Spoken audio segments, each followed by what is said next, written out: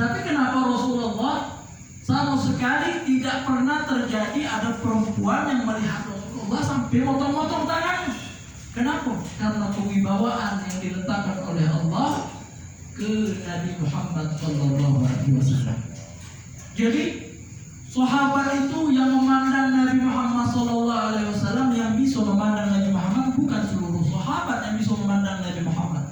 Yang bisa memandang Nabi Muhammad, menceritakan Nabi Muhammad ini punya badan bagus, rambutnya antara bainal jumrah wal ghafrah, wasi' al-jabid, lebar daripada keningnya Rasulullah. Siapa yang bisa menceritakan? Seluruh sahabat yang kecil. Kalau sahabat sudah besar, itu tidak berani memandang wajahnya Rasulullah SAW secara langsung. Jadi berkat sahabat Rasulullah yang masih kecil, seperti Sayyidina Abdullah bin Zubair, Sayyidina Abdullah bin Mas'ud juga waktu itu, seperti Sayyidina Ali bin Abi Thalib saat itu bisa memandang dan mensifati daripada bentuk daripada Rasulullah SAW. Oleh karena itu hadirin rahimani wa rahimakumullah, itu tadi. Dan ibundanya Rasulullah SAW adalah Sayyidatuna Aminah, dan ibundanya Sayyiduna Abdullah, ayahnya Nabi besar Muhammad SAW, berarti neneknya Nabi besar Muhammad SAW. Siapa namanya? Namanya adalah Fatimah bintu Amrin al-Makhzumiyah. Fatimah bintu Amrin al-Makhzumiyah.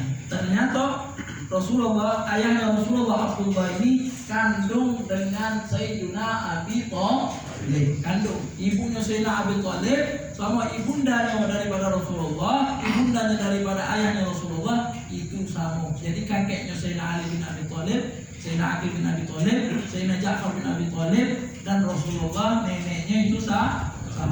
Jadi hadirin rahimani wa rahimakumullah. Lanjutkan daripada pelajaran kita, Sayyidina Abdul Muttalib, Muhammad bin Abdullah bin Abdul Muttalib.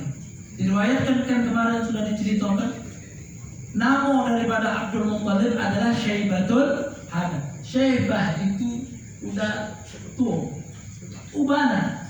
Jadi beliau itu Syaibatul Hamad, berarti tumbuhnya uban yang terpuji, berarti Syaibah yang terpuji. Dalam artian apa? Beliau ketika lahir sudah nunggu daripada satu ganti rambutnya Sayyidina Abdul Muttalib. Oleh karena itu ayahnya Hashim menamakan anaknya Syaibatul Hamad. Kenapa Syaibatul Hamad? Sudah tumbuh uban, yaitu cahayanya Rasulullah SAW. Tidak kuat, karena kita riwayatkan kemarin bahwasanya Rasulullah SAW itu bercahaya, tetapi di akhir hayatnya Rasulullah tidak tumbuh uban kecuali belasan. Kenapa Nabi Ibrahim itu tumbuh daripada ubannya? Karena kata Allah jangan cabut, itu adalah cahaya.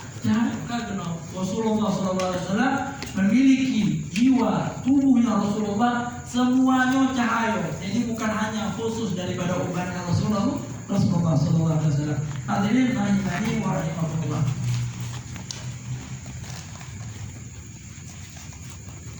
Sayyidina Abdul Muttalib itu umurnya 140 tahun.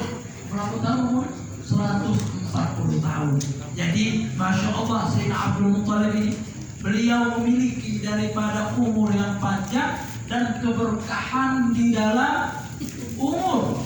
Kita ini panjang umur kadang tak katik daripada manfaat. Kita ini umur 40 tahun, apalah manfaat yang kita serahkan, yang kita sumbangsikan kepada untuk Islam. Kadang tak katik. Bahkan kita ini kadang bukan hanya memberikan manfaat terhadap daripada Islam, bahkan waliyadzubillah kita ini sudah tidak memberikan manfaat, malah memudaratkan daripada Islam, waliyadzubillah. Hadirin rahimani wa rahimakumullah.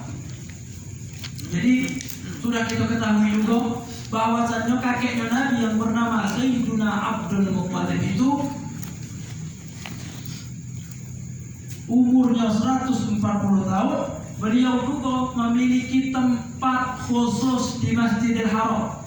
Jadi ada tempat khusus, dibentangkan sajadah, di situ tidak ada daripada siapapun daripada kaum Quraisy yang berani duduk di tempat tersebut kecuali Sayyidina Abdul Muthalib. Saking daripada berwibawanya Sayyidina Abdul Muthalib. Beliau juga salah satu yang menemukan daripada bir Zamzam, sumur Zamzam. Dulu sumur Zamzam ini ditutup dengan orang-orang yang hasud. Lalu ditutup ketika itu tidak ada yang mengetahui bahwasanya di mana letaknya sumur Zamzam. Akhirnya cerita Sayyidina Abdul Muthalib ini melewati daripada mimpinya menemukan daripada bir Zamzam, atau lebih kita kenal dengan sumur Zamzam. Jadi yang menemukan setelah hilangnya sumur Zamzam adalah Sayyidina Abdul Muthalib. Dan banyak kisah-kisah lagi yang tentang Sayyidina Abdul Muthalib. Sayyidina Abdul Muthalib ini juga yang membawa Rasulullah SAW ketika Rasulullah lahir, langsung Sayyidina Abdul Muthalib ini bawa, Masya Allah, menggendong daripada jasadnya Rasulullah SAW ketika bayi, langsung dibawa oleh Sayyidina Abdul Muthalib. Di situ langsung ke dalam Ka'bah, langsung di situ mengucapkan syairnya Sayyidina Abdul Muthalib. Oh, Masya Allah, syair itu kalau kita pengen lihat itu terdapat di dalam maulid daripada Syaraful Anam. Terdapat daripada syair yang diucapkan Sayyidina Abdul Muthalib ketika Rasulullah SAW lahir di muka bumi. Langsung dibawa Sayyidina Abdul Muthalib, langsung di situ Sayyidina Abdul Muthalib mengucapkan syair yang diucapkan dengan ucapan yang begitu gembira. InsyaAllah kita bahas syair ini ketika kelahirannya Rasulullah SAW. Jadi hadirin rahimani wa rahimakumullah, Sayyidina Abdullah bin Abdul Muthalib bin Hashim. Ini Sayyidina Hashim. Sebelum kepada Sayyidina Hashim, bahwasanya ibundanya Sayyidina Abdul Muthalib itu siapa? Kalau ibundanya daripada siapa? Ibundanya daripada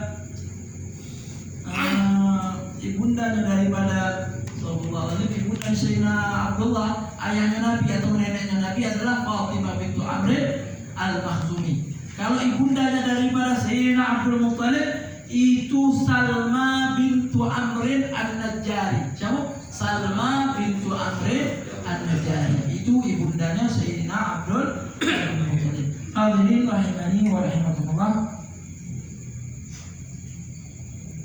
Kemudian Hashim. Sebenarnya nama Hashim, Sayyidina Hashim bukan nama beliau asalnya Hashim, bukan. Karena Hashim memiliki arti yaitu orang yang menggiling setiap saat, membuat setiap saat daripada bubur tarik. Jadi namanya beliau adalah Amr. Namanya beliau adalah Amr. Sayyidina Hashim namanya Amr. Kenapa dipanggil Hashim? Karena beliau setiap saat menyediakan daripada tarik. Tarik ini seperti makanan, tetapi seperti bubur lah kurang lebih itu tarik. Kenapa? Beliau selalu membuat daripada tarik kepada kaumnya karena pada saat kehidupan Sayyidina Hashim itu di Mekah itu sedang zamannya pancaklik.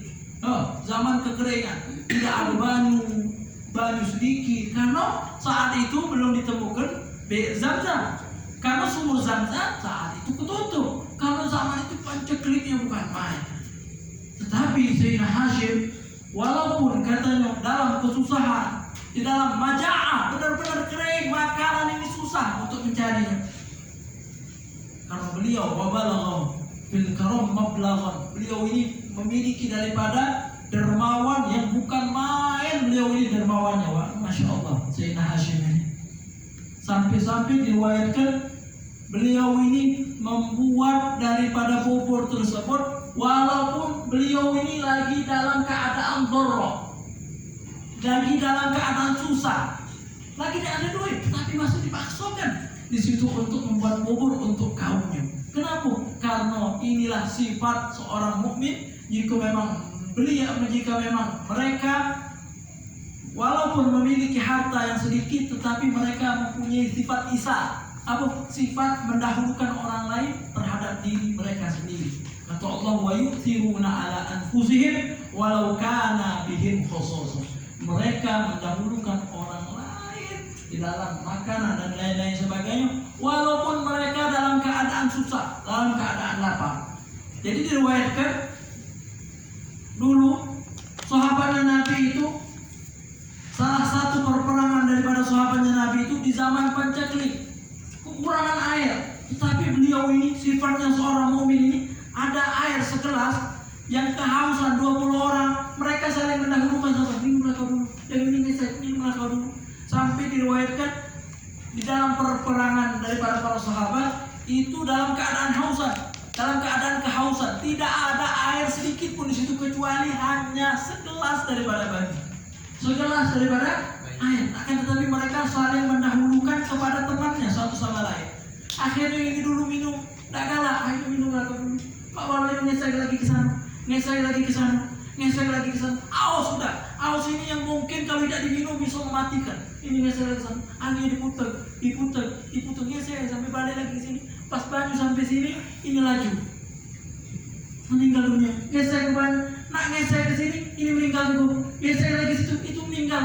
Akhirnya mereka semua di sini apa? Meninggal dunia. Kalau mau apa? Menolong satu sama lain. Itulah tadi, kalau besok anggota majelis besok seperti ini, alhamdulillah, insyaallah tidak ada yang tidak mungkin. Asagi bagi yang menuangkan kenikmatan terhadap orang terdahulu itu masih ada sampai sekarang, yaitu Allah. Insyaallah kita berdoa sama Allah, mudah-mudahan anak-anak majelis yang di sini itu diberikan khususnya saling menolong satu sama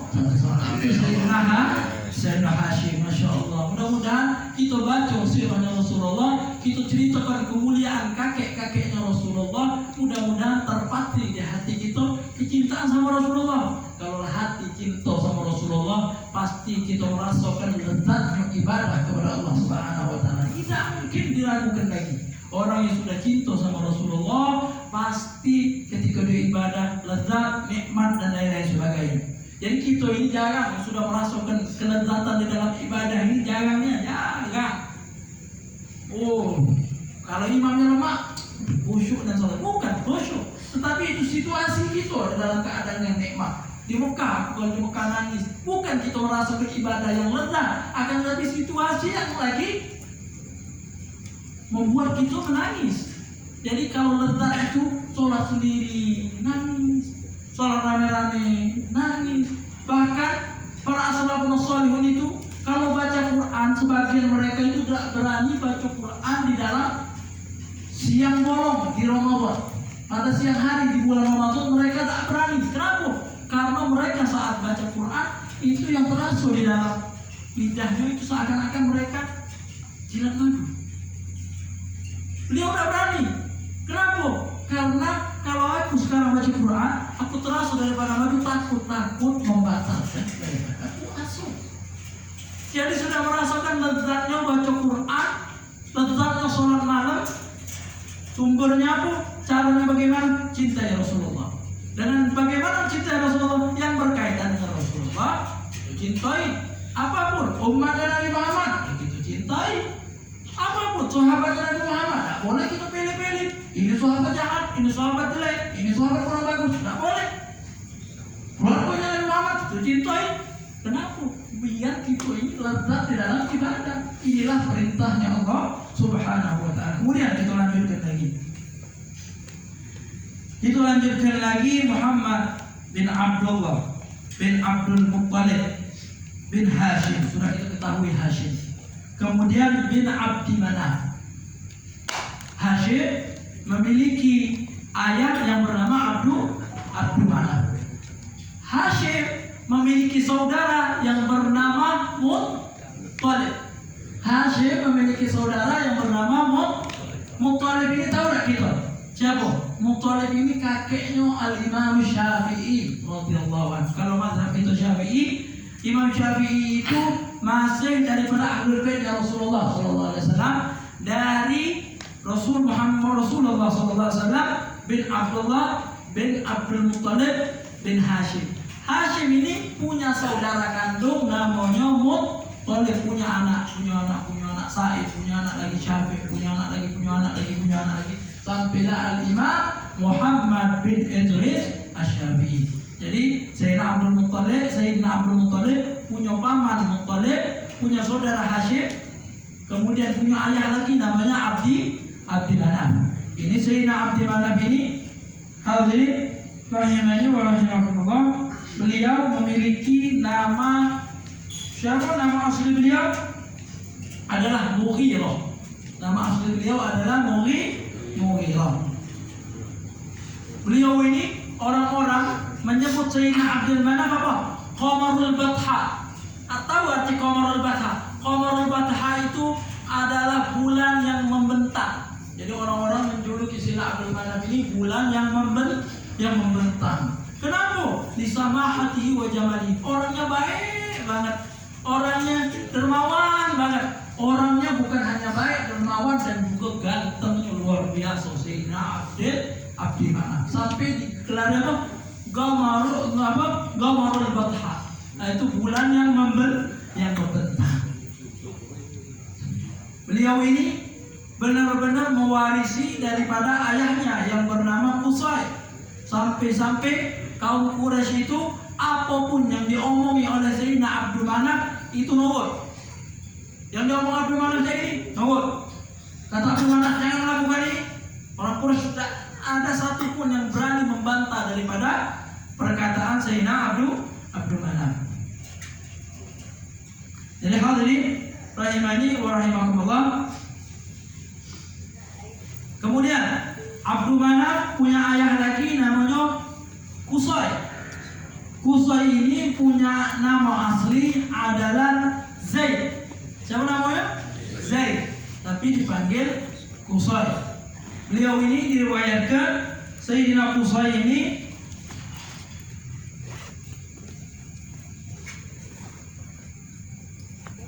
diriwayatkan seperti hal yang dikatakan oleh Bakhrisah, bahwasanya Sayyidina Qusay ini yang pertama kali mengumpulkan kaum Quraisy itu biar tempat tinggalnya itu berada di sekeliling daripada Ka'bah. Ada riwayat lain, Sayyidina Qusay ini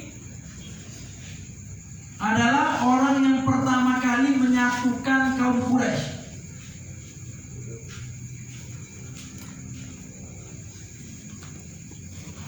Kemudian termasuk juga Sayyidina Qusay ini, kakeknya Nabi Muhammad SAW, adalah yang membuat semakin luas daripada tanah haram. Dulu tanah haram tidak terlalu luas, kemudian diluaskan oleh Sayyidina Qusay atau kakeknya Rasulullah SAW. Jadi haram itu tidak terlalu besar, maka dibuat lagi semakin besar oleh Sayyidina Qusay, kakeknya Rasulullah SAW. Jadi tanah haram itu, kalau kita ke Mekah yang pernah umrah atau haji tahu tanah haram itu mana.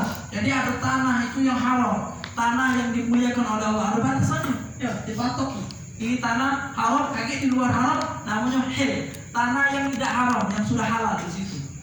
Jadi hadirin rahimani wa rahimakumullah, beliau juga Sayyidina Qusay ini menjadikan tempat untuk berkumpulnya kaum Quraisy yang dinamakan dengan Darun Nadwa.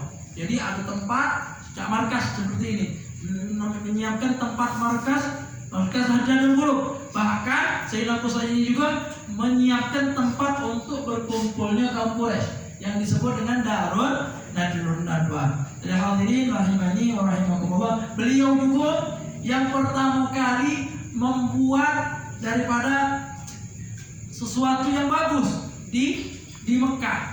Beliau ini menyiapkan siapa yang datang ke Mekah itu disiapkan makanan, kemudian disiapkan minuman, kemudian disiapkan segala perkara yang dibutuhkan oleh orang yang menuju ke Mekah, terlebih khusus orang yang ingin melaksanakan daripada haji. Ini Sayyidina Qusay, ayahnya daripada Sayyidina Abdi Manaf. Hadirin rahimani wa rahimakumullah. Kenapa dinamakan Qusay? Karena diriwayatkan kalau Qusay itu artinya jauh. Berarti beliau ini saat kecil jauh daripada kaum Quraisy, tinggal di daerah yang namanya Qudha'ah. Qudha'ah ini kurang lebih dengan Mekah itu cukup jauh juga. Jadi hadirin rahimani wa rahimakumullah. Dan kemudian Muhammad bin Abdullah bin Abdul Muttalib bin Hashim bin Abdul Manaf bin Qusay bin Kilab.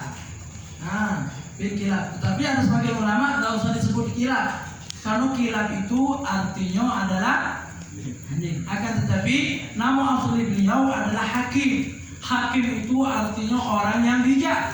Hakim, orang yang bijak. Kenapa beliau dinamakan Kilab? Katanya diriwayatkan beliau ini karena demen berburu, dan kalau berburu pasti bawa kilab, Ada lain lagi versi nama beliau bukan Hakim, nama beliau adalah Muhadzab. Ada lain lagi namanya bukan Muhadzab, namanya Hukum, orang yang menghukumi daripada perkara. Jadi hadirin rahimani wa rahimakumullah.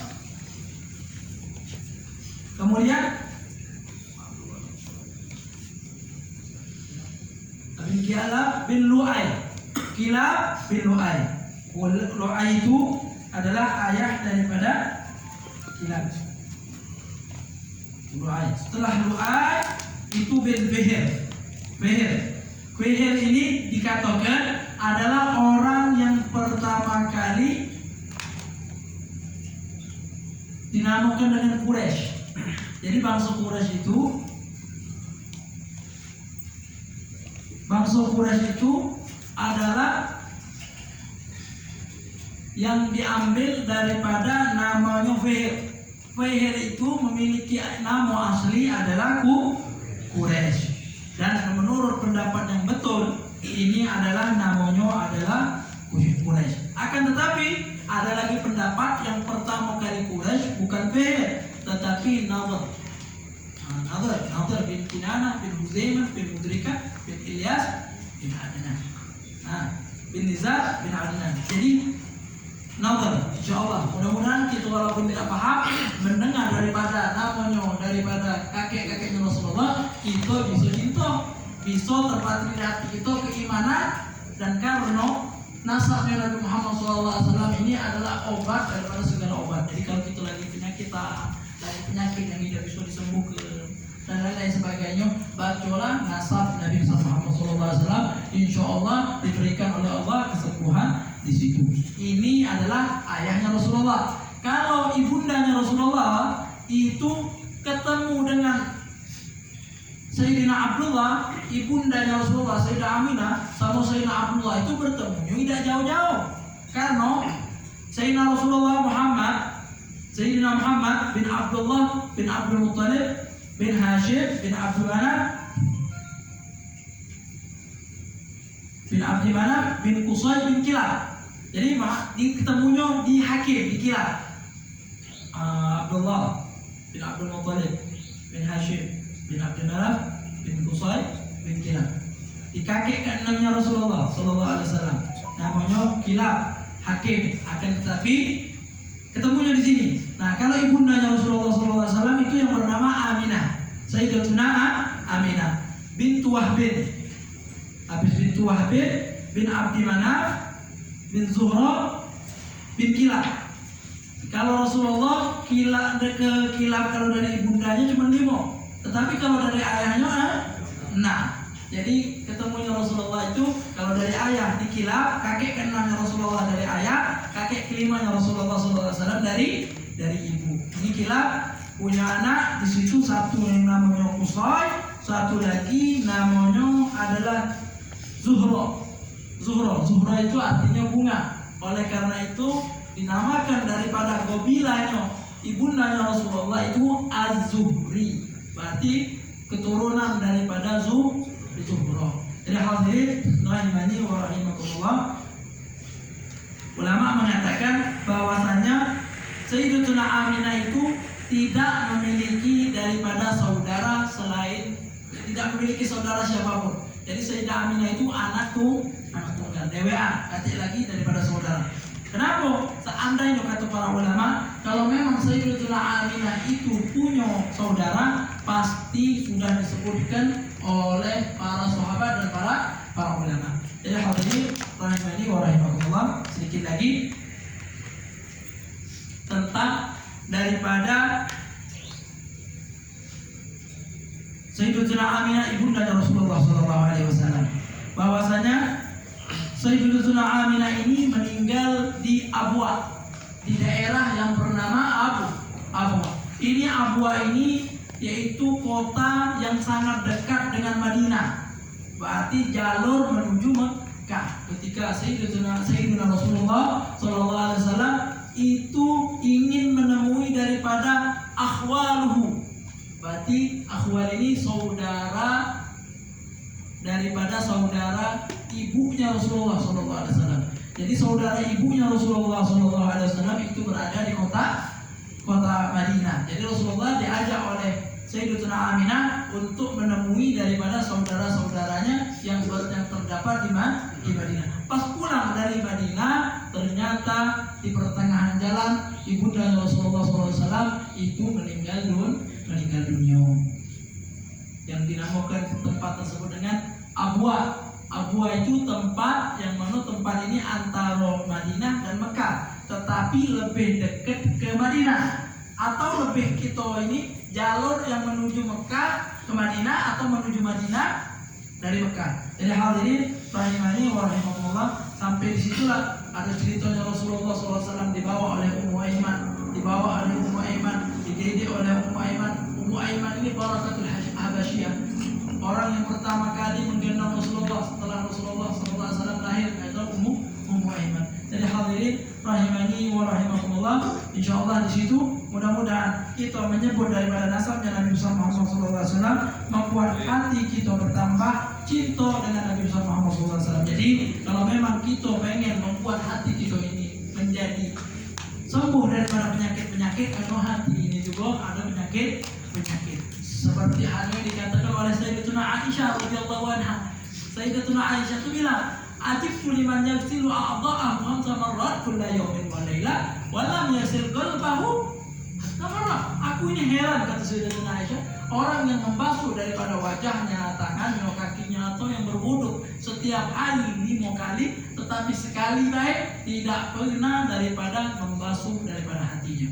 Bagaimana membasuh hati? Ada nanti sekali. Salawat sama Nabi Muhammad dan juga Sallallahu Alaihi Wasallam, dan juga kita terus menerus baca Al-Quran. Insya Allah ini daripada obat daripada kotoran-kotoran yang terdapat di hati. Dan juga ada juga surat yang mana surat ini bisa surah dalam Al-Quran yang bisa membuat hati kita ini bersih. Salah satunya kita dianjurkan kalau memang sebelum daripada maghrib itu kita baca surat Wal Asr 3 kali, Ila fi Quraisyin 3 kali, Qul a'udzu birabbil falaq 3 kali. Diriwayatkan atau oleh para ulama, siapa yang membaca daripada Wal Asr 3 kali, Ila fi Quraisyin 3 kali, kemudian Qul a'udzu birabbil falaq 3 kali, insyaallah tidak ada dia di dalam hatinya penyakit hati, atau dibersihkan oleh Allah Subhanahu wa taala hatinya. Ini diriwayatkan oleh guru kita, terlebih khususnya Ustaz Syadri, Habib Hasan Syadri mengatakan, siapa yang muadzabah terus, jangan baca sekali baik, kalau sekali baru sedikit atau lagi baca terus sebelum maghrib, Wal Asr 3 kali, Ila fi Quraisyin 3 kali, sama Qul a'udzu birabbil falaq 3 kali. Mudah-mudahan Allah Subhanahu wa taala memberikan taufik kepada kita sehingga kita ini masih bisa membaca daripada shalawat sama Nabi Muhammad dan surat yang diajarkan tadi, insyaallah. Hadirin rahimani wa rahimakumullah, sedikit seperti biasa membahas daripada hadis tentang keutamaan sholawat sama Nabi Muhammad SAW. Kalau kita ini perlu iming-iming. Kalau udah kecil itu sudah puasa jangan buat puasa lah setengah hari kakek tinjuk 20.000. Udah kecil kita dianjurkan untuk iming-imingkan, betul lah. Kita iming-iming kau kalau berani bisa bulan ini puasa pun 500.000 abang untuk itu iming-iming. Jadi iming-iming Allah juga banyak. Siapa yang beriman sama Allah nanti diberikan daripada bidadari langsung mata-mata daripada yang pengen mengantar jadi banyak. Itu iming-iming dari Allah. Karena iman kita ini belum kuat, masih di nanti ada surga. Surganya nanti di situ berjalan daripada sungai-sungai. Ada sungai madu, ada sungai susu, ada sungai khamr, ada sungai air. lebih manis daripada gula putih daripada salju. Itu iming-iming yang Allah Subhanahu wa taala berikan kepada kita orang mukmin. Karena iman seorang ini ada kalanya lemah, ada kalanya tinggi. Kalau tinggi itu seperti imannya para nabi, imannya Rasulullah. Ada juga sahabat-sahabat Rasulullah yang imannya tinggi. Tidak perlu daripada apa? Daripada iming-iming tersebut tidak perlu. Ngapa ibadah? Ngapa puasa kok? Aku takut masuk neraka. Nah, jadi kata Imam Ali bin Abi Thalib, "Law kushifatil ghita mazdadtu yaqinan." Seandainya penutup langit dibuka, langit ketahuan kita langsung masuk surga. Maksudnya Ali, aku tidak membuat keyakinan aku bertambah. Mantap. Itu inilah iman para sahabat. Rata-rata iman mereka kuat. Seperti halnya Rabi'atul Adawiyah. Rabi'atul Adawiyah tahu? Seorang perempuan yang ngomong, aku ini pengen dibangkitkan oleh Rasulullah nanti di yaumul kiamat, bahwasanya kata Rasulullah ada daripada umatku yang perempuan yang semalamnya sholat 1000 rakaat. Itu Sayyidina Rabi'atul Adawiyah. Sampai-sampai beliau bilang apa? Aku ini benci lihat orang. Mereka ibadah pengen masuk surga, meninggalkan perkara yang haram karena masuk neraka. Sampai-sampai beliau mengatakan, kalau yang mencari itu rasanya pengen ku bakar daripada surga. Biar orang ibadahnya bukan karena dua ini, karena neraka dan karena hakikat. Kalau kita iman kita sudah kuat, kalau kita ini pengen apa? Dapat ridhonya Allah. Kalau kita dapat ridhonya Allah, di neraka dingin. Sayyidina Ibrahim di neraka di api dingin. Malaikat yang ngatak dalam kepanasan. Karena mereka mendapatkan ridhonya Allah. Jadi neraka atau surga itu tergantung Allah Subhanahu wa taala yang mendudukkan di kita. Akan tapi kita selalu berdoa, Allahumma inna nas'aluka ridhaka wal jannah wa na'udzubika min sakhatika. Lihat, ridhonya Allah dulu baru surga. Buat apa surga dulu tapi tidak ridho? Nah, jadi itu dari kita minta